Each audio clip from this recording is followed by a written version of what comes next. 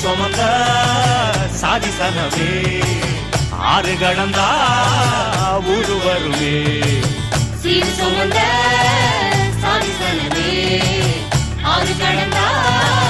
ஊரு வருமே மானூத்தும் வந்தாயில மாங்குட்டி ரத்தம்மையிலே பொட்டப்புள்ள பிறந்ததுன்னு பொலிகாட்டில்